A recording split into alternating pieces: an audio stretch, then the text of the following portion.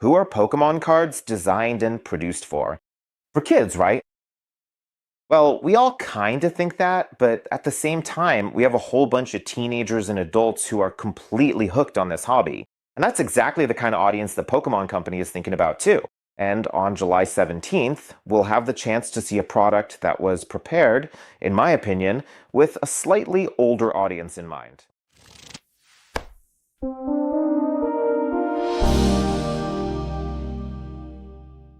Pitch Black, an expansion focused on the dark Pokemon Darkrai. And today I wanted to share with you not only my opinion on how this set looks, how it presents itself, what its release might look like, but also to give you a bit of a history of how these more adult-oriented expansions aimed at an older audience look. Because it's absolutely nothing new. Pitch Black will be that kind of expansion. There'll be a lot of black, a lot of dark elements. The whole vibe will be built around that. But this happens partly because Pokemon simply has a proven mechanism that they know exactly how to use, and it allows them to activate different groups of audiences every once in a while. The history of all this began in the year 2000 with the Team Rocket expansion. It was quite a unique and bold idea from the Pokemon Company to take the villains of the main series, Team Rocket, and make them the heroes of the set. Dark Pokemon also appeared. The whole style was dark. Cold colors, plenty of dark-type Pokemon, and the reception of this experiment, you could say, was very positive. That kind of shift from those sweet little Pokemon to something a bit darker, more controversial, with villains in the foreground, was very well received. And secondly, from the perspective of time, it's still considered an absolute classic. As for the cards themselves, a Dark Charizard in PSA 9 or PSA 10 is already an expense of a good few $1,000s. And the secret rare Dark Raichu, which right now I think is already reaching almost $2,000 per card. It shows that even though a lot of time has passed, these Pokemon, these cards, the nostalgia for that first Team Rocket set is very strong. Recently, we had Destined Rivals, an expansion that returned to the aesthetics and vibe of those times. And although some people were disappointed that not as much nostalgia was tapped into around Team Rocket or Team Rocket Returns expansions from the past, Destined Rivals still turned out to be a massive banger. And it's still a box that, in my opinion, really stands out on the shelf. It just looks very unique. It's packed with bangers, and gives the impression of a slightly more controversial and less cutesy Pokemon set. Right, but we mentioned when it all started. It started 26 years ago, in the year 2000. Pokemon had this trick up their sleeve from then on, which they pulled out every few sets, trying to attract older audiences with this heavier, darker, sometimes more gothic, sometimes more mystical aesthetic. Teenagers, adults, everyone for whom Pokemon was something interesting to collect. And Pokemon obviously draws from the best examples in the world of pop culture. Because that kind of trick, where in a franchise, in a universe focused a bit more on a younger audience, an interesting novelty appears, focused on something more controversial. There are, of course, a whole bunch of examples in pop culture. I think one from recent history, and definitely a huge success, was LEGO's slight pivot toward an adult audience. LEGO architecture and LEGO flower sets appeared, sets that served more as interior decor pieces rather than toys for children. And this whole adults welcome methodology, which, interestingly, we can also see in these latest Pokemon sets, because they're tailored for an adult audience with a fairly deep pocket. For LEGO, this whole pivot toward targeting a more adult audience base was, of course, a massive success. Not only an increase in brand recognition, but also double-digit revenue growth. These are hard facts that show that today, with toys like these, collectibles, hobby-related items, focusing solely on children is no longer the most optimal strategy. So, since many brands focusing on younger audiences are going in this direction, then of course Pokemon also prepares such expansions for this group of audiences every few sets. We had Neo Genesis, we had Phantom Forces, and in more recent history, like Lost Origin and Destined Rivals, which I mentioned earlier.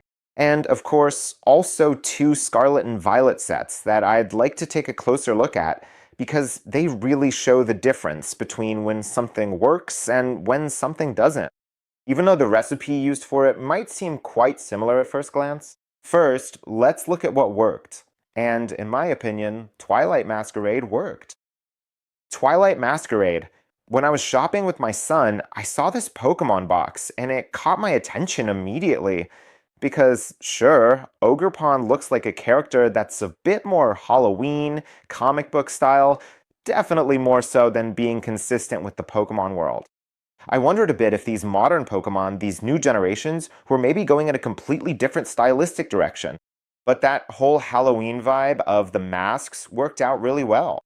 The expansion sold well.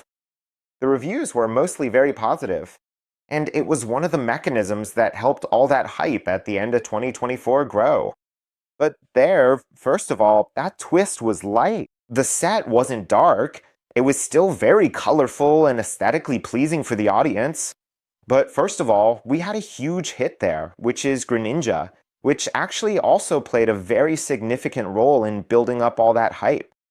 We had cool supporting Pokemon like Eevee and Growlithe, but the timing for Twilight Masquerade was very positive. The reception was positive, and you could really say that in this specific expansion, that story worked out very well for Pokemon. And when didn't it work? Well, you don't have to look much further. We have the Shrouded Fable expansion, which is a holiday set focused on 3 Pokemon, mostly little known, or I'd even venture to say unknown. And an interesting color combination, mixing fluorescent colors with dark colors in the atmosphere of that dark, gothic vibe. And there were 2 problems with Shrouded. First of all, there wasn't much to pull from it. Sure, Petrant was there, and some special illustration rares appeared too, which sparked some interest. I don't know, Cassiopeia, but out of the last 20 or so sets, it was probably the lightest set in terms of real chase material. Plus, the colors and the timing, when it was released between relatively hot expansions, a lot of things didn't work there.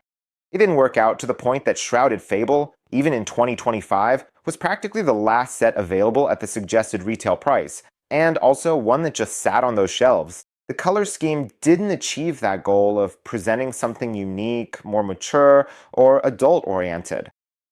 Instead, the box was considered weird, and its contents were seen as empty. Interestingly, Shrouded Fable is probably the shortest printed expansion in modern Pokemon history, but that's a topic for another episode. And one more thing that, personally, I find probably the most amusing, related specifically to these Pokemon expansions and the purely design-focused aspect of the packaging itself, and how that translates into sales in physical locations, meaning more like supermarkets, hobby shops, and LGSs, rather than online sales. Let's remember that in a physical space, the buyer's profile's a bit different than that of an online buyer. Online customers much more often know exactly which expansion they're looking for.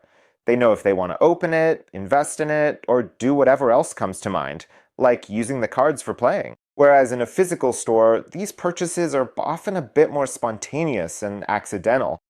Someone buys something for someone's birthday as a gift, or parents buy something for a child.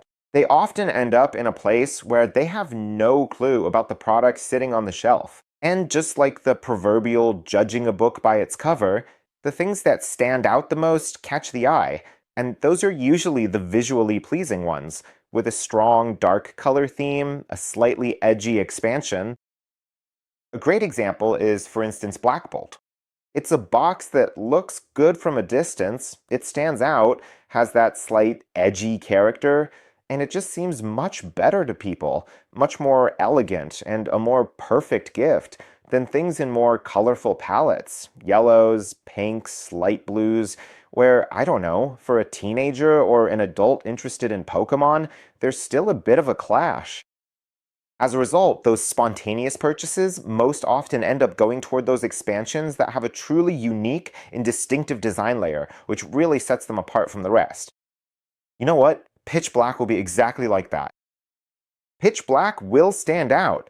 Even though in the Mega Evolution block, yes, we already have those black booster boxes, but still, when it comes to ETBs, there will be a reference here, at least in those color vibes, to Phantasmal Flames. Those boxes, those ETBs as we know, sold great.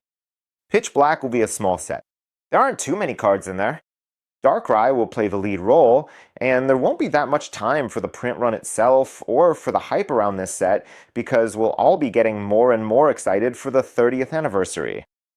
But generally, in my opinion, Pitch Black is much closer to those heavier sets that ended up being successful than Shrouded Fable, but I'm very curious about your opinion.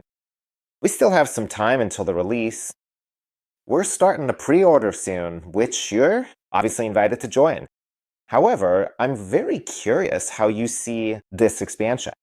Will it stand out from other sets of this era? How do you remember Twilight Masquerade, Destined Rivals, Lost, Origin, Shrouded Fable? Do you feel that such products are a bit more for you? Or maybe you still like the classic Pokemon aesthetic? I'm waiting for your opinions in the comments. See you later.